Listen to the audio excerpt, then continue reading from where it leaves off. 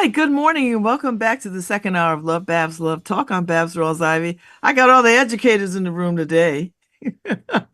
I got Dr. Jonathan Berryman, Philip Andale. Is it Andale? Andal? How do I say that? And all. And all. Andal.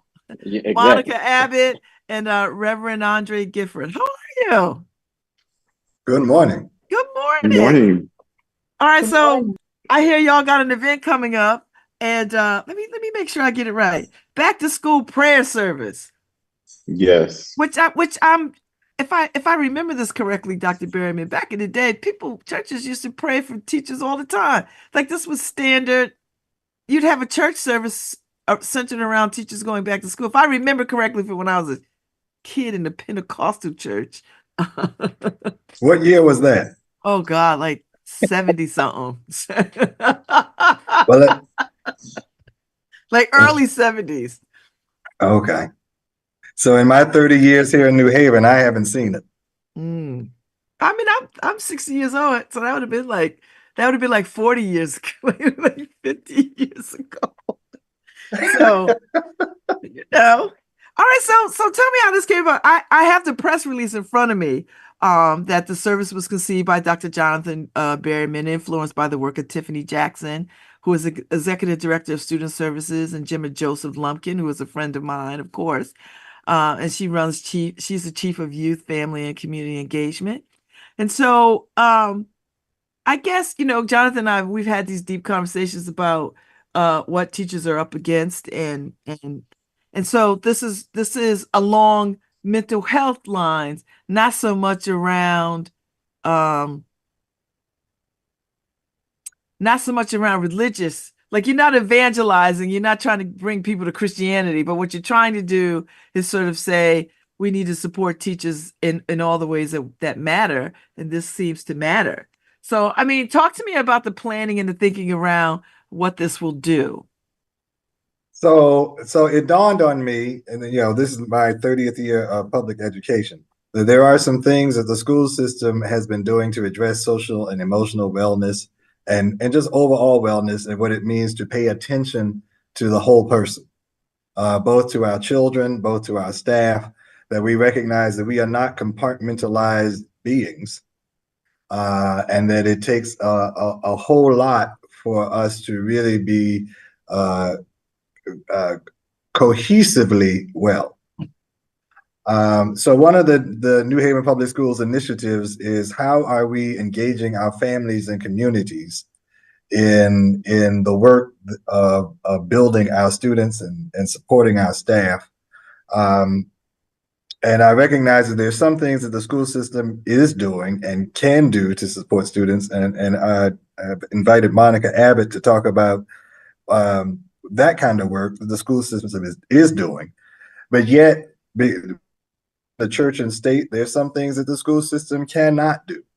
So for those of us who bring a religious lens to things, that's something that the school system is not supposed to take up. And we really rely on our community churches to do that. And hence the presence of pastors Andal and Guilford. Hmm. Okay.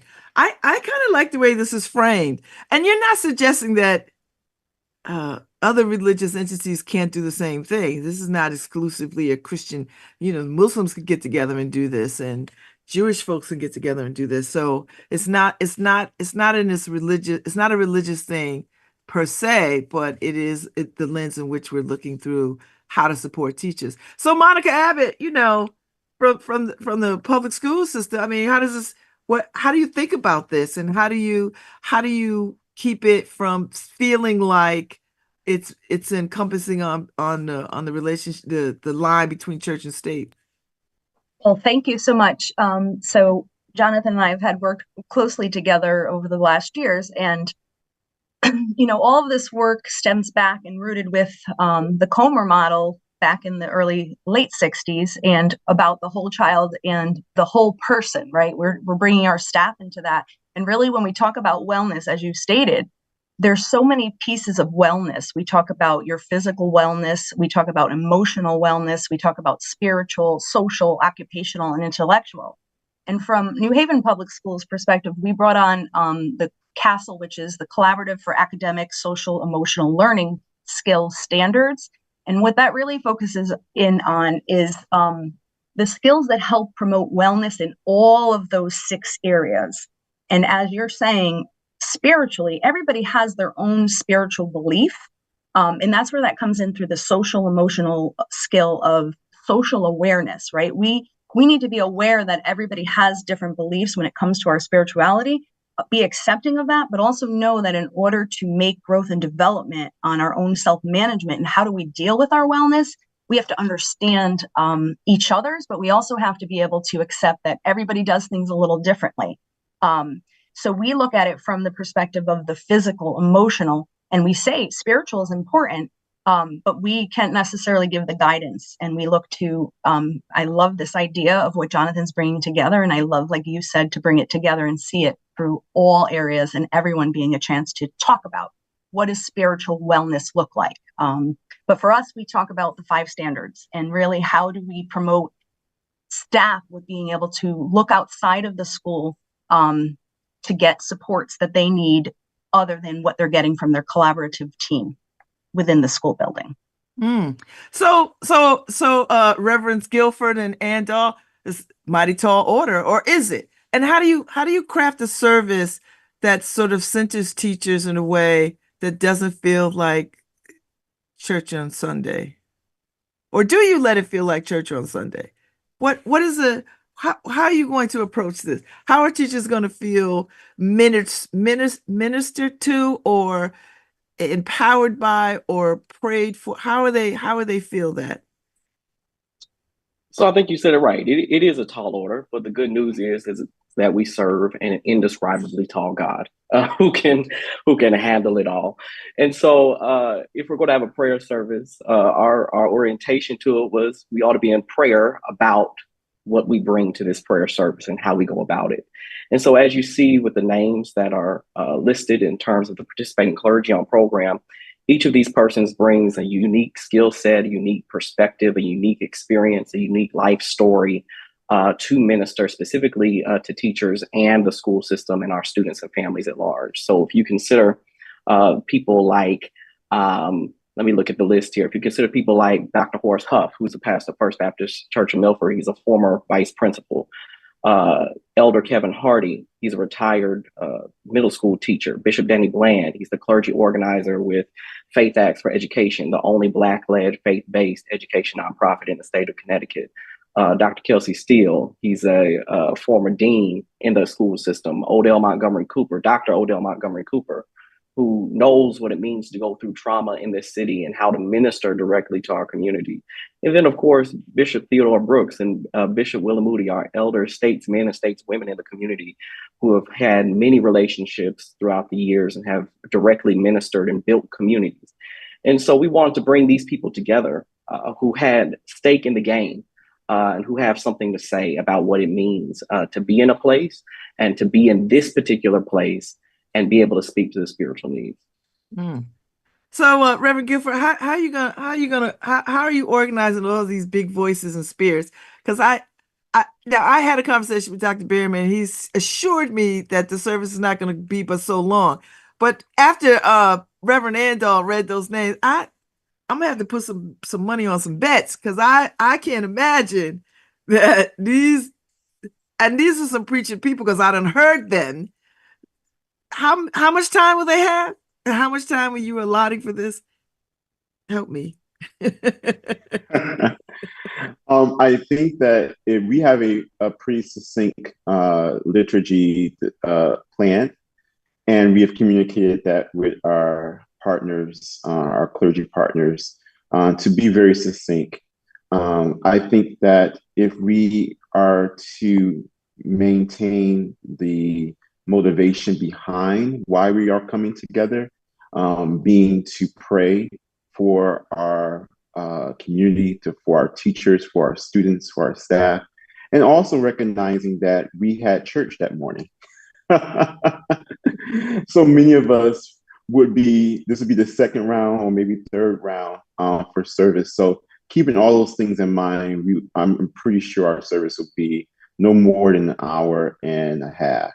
That's the goal. Mm-hmm. We'll see. We So, believe it can be impactful without actually being long. so when Dr. Berryman brought this to you, Reverend Guilford, what did you think? Did you think this might be an impossible undertaking, or did you think, let me pray on this a little bit and get back to you? Like, what was your initial thought around creating this kind of service for a community that is very much under siege and stressed out?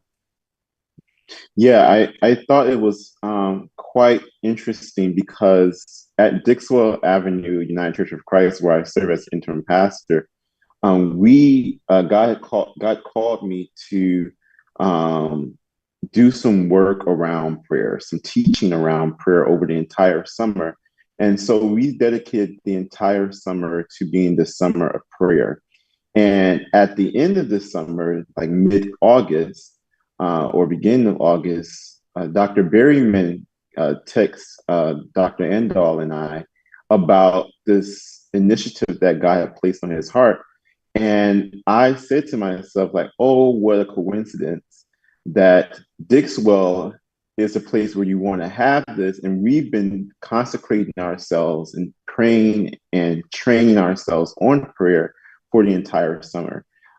So I believe it was truly God ordained, and I was already ready to jump in because who would have thought, right, that we were in the position to pray for our church, for our community, but particularly to pray in partnership with students, staff, and teachers of local schools for the necessary issues that are so prevalent in our community. So I was already on board immediately when he sent me the text message.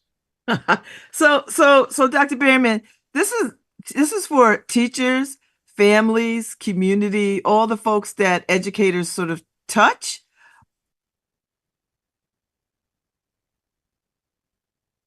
You have to unmute yourself. Yes, the morning announcements are going on. That's why Oh, it's okay. Sorry. Okay, so Reverend Andall, or Dr. Andall, I don't know what you prefer. When you come to this work, I'm gonna ask you the same question I asked Reverend Guilford. When you come to this work, what is your first thought when you hear, well, we're gonna have a prayer service for teachers? What does that mean to you? So I've been blessed now, as of this month, to have been in New Haven for 11 years.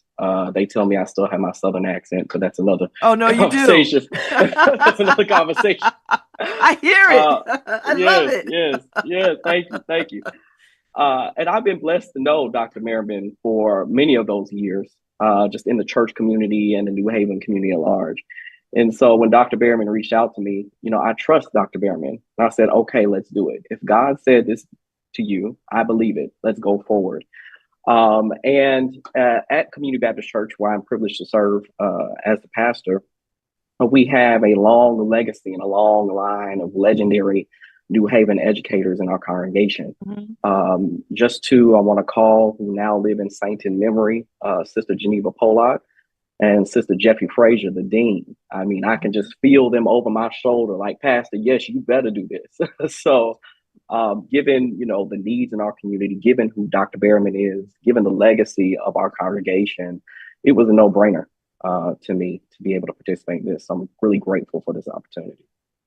So Monica, when you talk about community partnerships, I mean, I think this qualifies as community partnerships in a way that could serve the New Haven public education school system if it stays true to its intent to just create a place for teachers and community to sort of have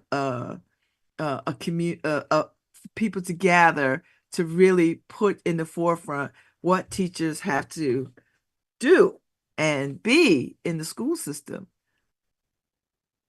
I think it sounds like an amazing opportunity, and putting the teachers at the forefront and really reminding them that they are valued and so critical to a student's lives. And this really will spread more light to that and bring more people together. I think it's a great opportunity for everybody involved. And thank you to Jonathan for coming up with the idea and thought. So Jonathan, are you hearing teachers? I mean, you are an educator, you spend time. Oh, never. How long are these morning messages? We will have a conversation about that. Woo! Okay. So, will there be any singing? What is the foundation of the program? What can I, if I come, what can I expect to experience and see and hear? Well, one thing is for certain is that you'll hear prayer. We will be praying, right? The service is curated around the scripture that Dr. Berryman felt in his spirit, and that is Proverbs 3:1-7. Is that correct? It's Proverbs 3:1-7. And that is a scripture that is particular for young people, for covering young people in prayer and what young people need. So this is something that will be the frame of the prayers. However, Dixwell is a musical church. We love music at Dixwell Avenue. So there will be lots of singing. There'll be some congregational singing. There'll be some praise and worship throughout the prayer service to center ourselves. We do know because this is in the Black church tradition that prayer alongside song helps us to unleash a kind of spirituality, getting closer to the divine in ways that is true to our tradition. So we'll be doing all of those things again succinctly, but truly powerfully. Mm-hmm. So all in an hour, all in an hour and a half. Mm-hmm. Yes, and anybody who wants to be a part church. Anybody who wants to be a part of the choir can join us at 2:30 for a rehearsal. There'll be songs that are, and I'll be, playing and what have you, because that is my background, right, as a musician. So the songs will be very familiar to most people.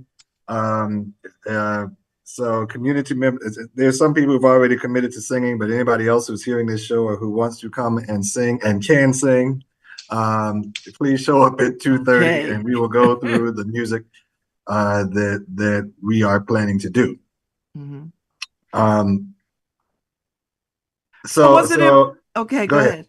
No, speak, please. I was going to ask, so because of the diversity within the Black church experience and listening to the roster of ministers and folks who are going to bring this prayer service to life, was that intentional? Like, did you look around and say, we need to have UCC and Baptist and Pentecost and Kojic and whatever else is out there that we find ourselves in community with? I mean, was it that intentional, or did you just like, I know these people, I like these people, bring them together? Jonathan or any of you? Well, there was a long list. there was a long list, and because we did want to keep it within an hour and a half, we couldn't invite everybody, right? So there was deliberation in making sure that it was across denominations, and that it was at least men and women who are in clergy positions. So we apologize to the people who we did not invite to be active participants on the roster, but we recognize we couldn't have everybody on the roster, otherwise we'd be there for an entire week. Mm-hmm. Mm-hmm. Right? And there's always next year or the next service. So I want to put that out there. We did not deliberately exclude anybody. That is not the case.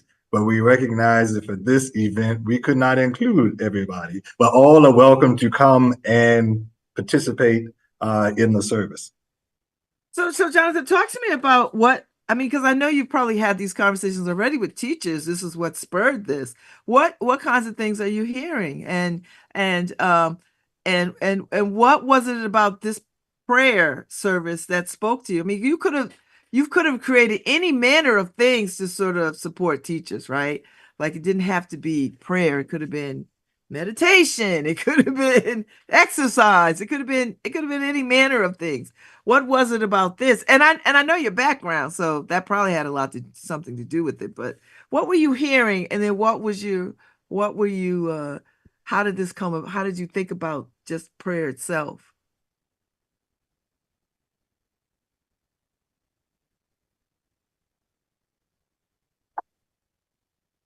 Um, so I thought about the St. John Divine Service of the blessing of the animals.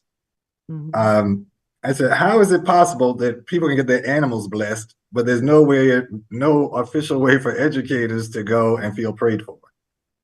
Um, so thinking about what that could look, what prayer for educators could look like, and for a school system could look like, uh, is part of what came to my mind. Um, because I recognize that there's stuff that the school system is doing, but there's certain things that it cannot do. And because I'm a community member and ingrained in the New Haven community, I recognize that there's some things that organizing the religious community or inviting the religious community uh, to create a prayer service in my corner of the neighborhood in the way that some of us know how to do it made sense to me.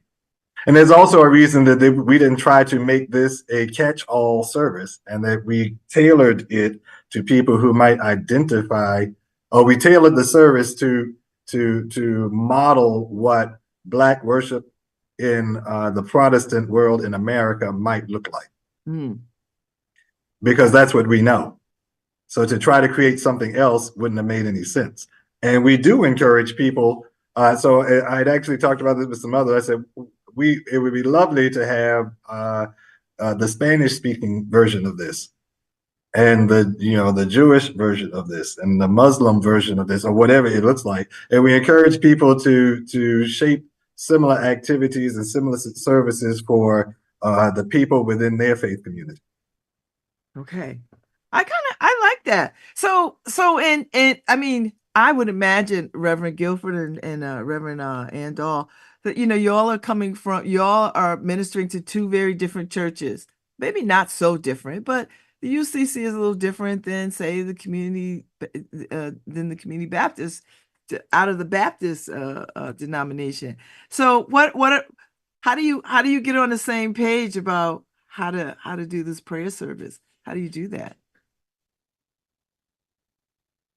I think we focus on what unites us together, right? There, like as you said, there are many differences among our denominations, but one thing that you will get in every worship experience and in every form of liturgy is prayer.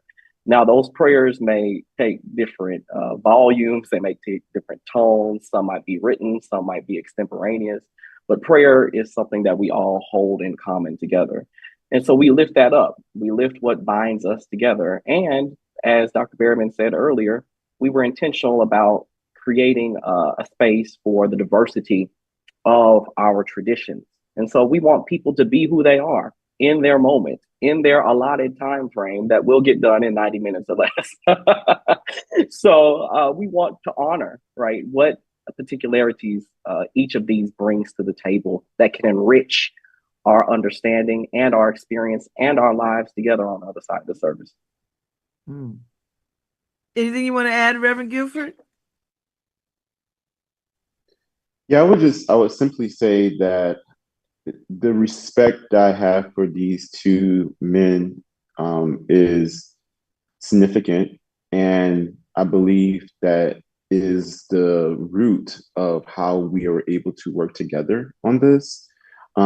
Yes, we come from different backgrounds, but because we have deep respect, we were able to form a service that will be rooted in what can bring us together, as Dr. Andal said. What is the focus of our efforts? and that is ensuring that we are praying for our young people, praying for our community, praying for our schools, and also recognizing that there are issues that are so prevalent that both of us, Dr. Andal and myself, are seeing in our young people and seeing in our congregations that we have to seek God for. Both of us are alums of Yale. All of us are Yale alums. So we have some training in the intellectual tradition of the church. However, one thing that is consistent is that Yale didn't make us; the church made us, and God is our authority, right? So we go to God for our help and for times in need. And we are in need right now, and it's important for us to look to God, no matter how different we are. Look to God for consistent help. Mm-hmm. And so, Monica, this must, I mean, I would imagine, this is a very thin line, I think. I mean, I think it's a thin line. It might not feel like that to you, but I appreciate the fact that even though it's a thin line, that rather than push against it, you step into it and say, okay, it might be a thin line, but this is part of community work, and we're going to, I mean, because you really could say, New Haven Public, don't say anybody's from New Haven Public School System. I can't show up to this kind of stuff. I can't. But here you are, and it looks like you're embracing this in a way so that so that it feels fine for people to sort of come and be a part of the service. Talk a little bit about what this means to you and the work that you do. Sure. So, our district really is about welcoming inclusivity and really creating safe environments for all of our students, staff, and families. And again, that's respecting and honoring everything they do outside of the school building and who they are as people, that whole person topic that Jonathan started the conversation with. And what they do on Sunday outside of school really matters to families, and their spirituality is definitely a part of their wellness. So I think, again, it's a great opportunity to connect the pieces, and the fact that you're inviting and welcoming all, I think, is another great fact to the community piece of it, that people will feel welcome to be part of your community, and that builds on the school community and the grandness of the vastness of what it is and how diverse we really truly are in New Haven Public Schools. I think it's a great opportunity again. Thank you. So, Jonathan, do you think that this becomes part of an ongoing? Is it too soon to say this could be a commitment that y'all make every year, or every quarter, or however way? Like, do you think of it as, if you see a lot of people in the church when you do this, is that a success? Or if you see 2 people in the church, then maybe it's not necessary? Like, how are you going to sort of think about this moving forward? So, and my initial task was to get it started, and that is all the information that I have. Get it started. But I think that it is creating space, like I said. So the opportunity to do this, in recognizing that the school system can't, there's stuff the school system can do well on its own, but it cannot tend to the entire person on its own. And asking and then there's some places where that intersect.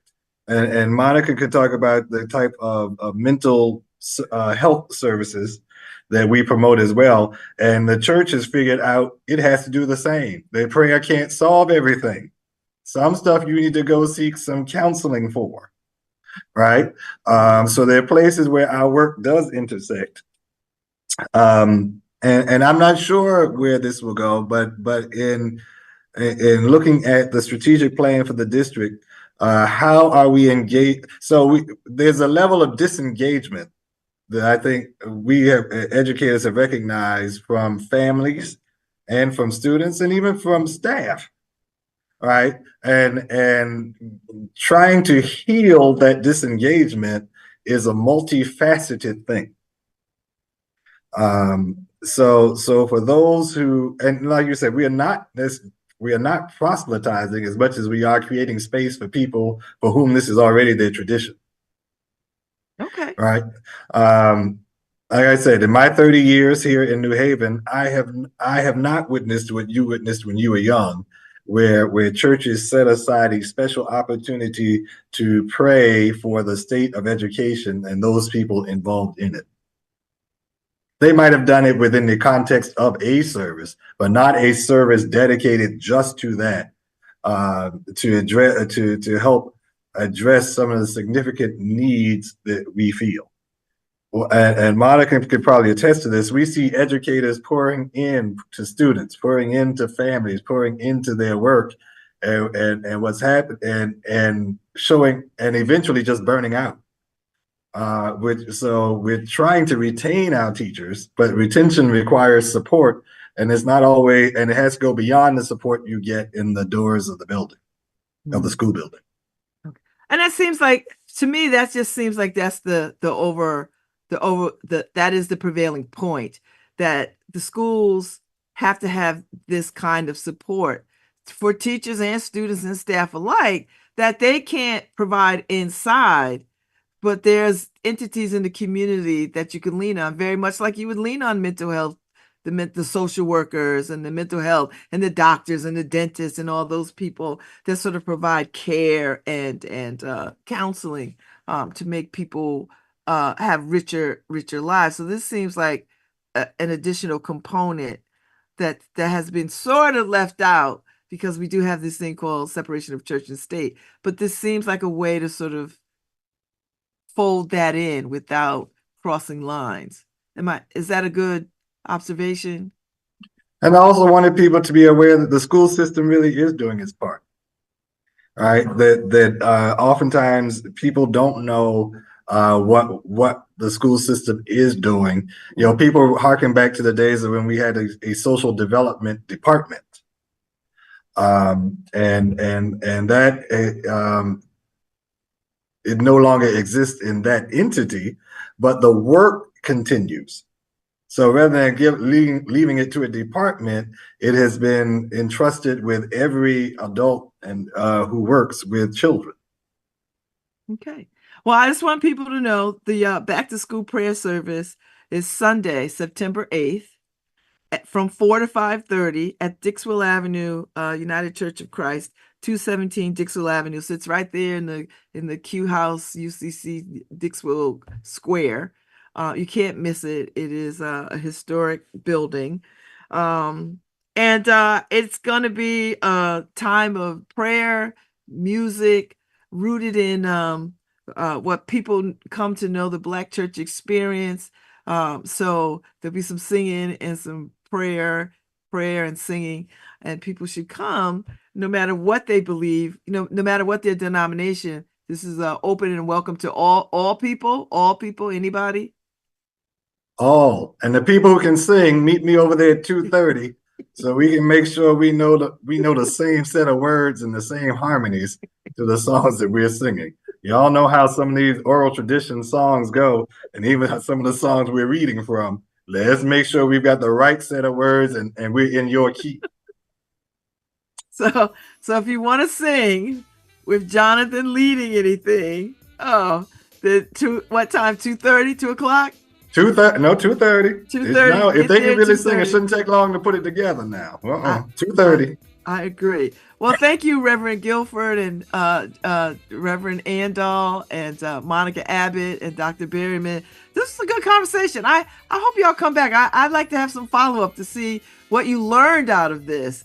And because, once you do this, you're going to learn some stuff. And then you're going to be like, oh, well, the next time we do this, X, Y, and Z. So I'd be interested in hearing what you learned from this and what this meant. And will you build this into your own congregations, separate and apart from this, to sort of showcase and center the teachers. So thank you all this morning. I appreciate you. Yes, Jonathan. I did. There will be an offering lifted, and that the proceeds will be donated to the cause of the youth and youth, family, and what is the office? Youth, community, and family engagement. Okay. To further the work that they're doing wraparound services they're doing to really support our students and families. Okay, so y'all come with your little pocketbooks so you can be ready to give, because that's important, and that's a good thing. So, well, thank y'all, and God bless y'all, keep y'all, and hopefully I will see y'all on Sunday. Thank you. Thank you, Jonathan. Thank you. Thank you so much. All right. Thank you, Harry. I'll be back tomorrow, y'all. Have a safe and beautiful day. Bye-bye. Feel free to jump off, and we're out. Thank you, everybody.